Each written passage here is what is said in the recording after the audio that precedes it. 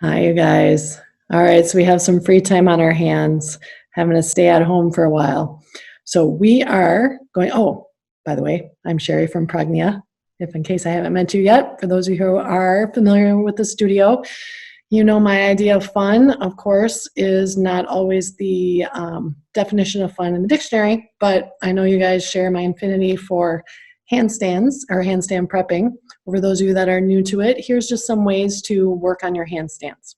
So we need a wall and then a mat or just something so you have a little bit of traction. So first we're going to start on all fours. Toes are going to tuck under, heels pushing into the wall. Hands are going to line up under the shoulders. I want you to feel the connection of your arms and the shoulder sockets and how you can push away and you can connect in. You can push away and you can connect in. Then I want you to feel the side of the rib cage around into your back. So I want you strong in your shoulder girdle. I want you to pull the inner thighs up into the groin to kick in your pelvic floor, your low belly, and I also want you to be squeezing like right into the base of the butt. From here, just lift your knees up like an inch, just a little lift. Push your heels into the wall, draw your inner thighs into the groin, hug your low belly in, stable shoulder girdle, good, and then release there. Fingers can be close together. For those of you that are practicing handstands a lot with me, I want you to practice with fingers together. Otherwise, you're welcome to have fingers turned out. For those of you who have a little bit of tightness in the shoulders, you might need to turn your hands out a little bit. But do what works for you today. Squeeze into your back. Now we're going to lift the butt up in the air, kind of like a little mini squish down dog. You're going to push into the arms, but at the same time connect in. So you're connecting and reaching away. Then one foot and then the other come into the wall, about as high as your butt. Then you're going to straighten your legs out. So push the floor away, pull in your low belly muscles, and squeeze into your upper back. Then let's lift one leg up in the air. Reach that top leg to the sky. Spiral your inner thigh of that top leg so that your pelvis is neutral position. Switch legs. Other leg up. Spiral your inner thigh. Hug your belly muscles in. Squeeze your back. Push the floor away. And then release. Take a little break, either short prostration, forehead down, or if that's not comfortable for your knees or your hips, you can always be on all fours and then just relax your neck.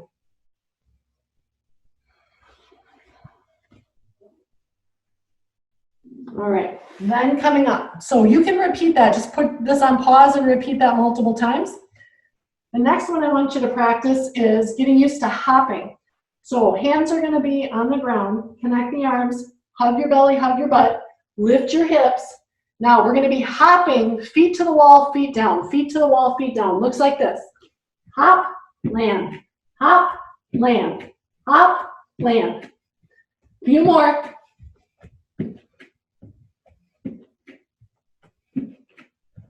And rest there. Short prostration or holding up.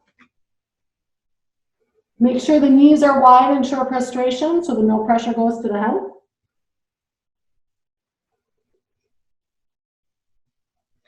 All right, then coming back. So now we're going to work on, first one was static strengthening, we're just holding.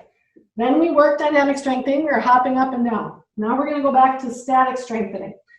So this time when you lift up into that inverted L position, top leg is going to come straight down and straight back up, but I don't want you to bend your knees. So integrate arms and shoulder socket and push away. Feet into the wall, straighten out the legs. One leg lifts up, push the floor away. Now the top leg, both legs stay straight. Bring that top leg towards you and reach it away. Both legs straight. Hug your belly muscles in. All the way up. Now switch legs. One leg up, lower down, both legs straight. Squeeze your belly. Last time. Then both legs down. Rest, short prostration.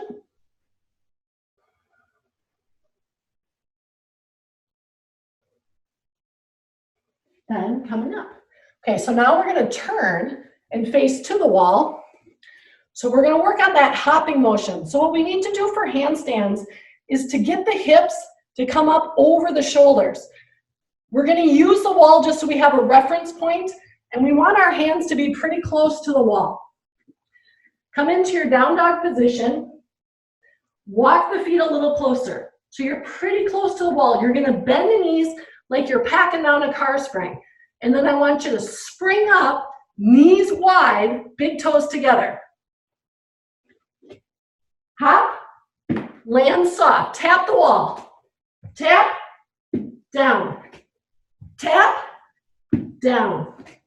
Tap, down. Feel more. Hold it up. Push the floor away. Land soft. Short prostration.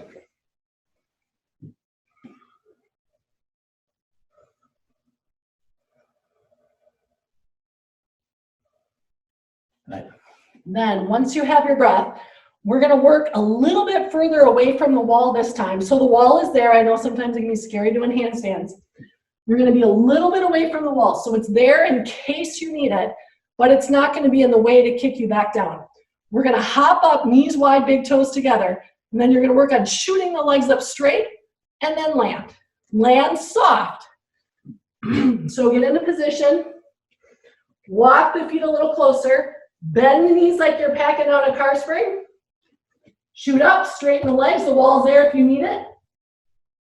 And then come back down. Try it again. Up. Land soft. One more. Land soft. Rest.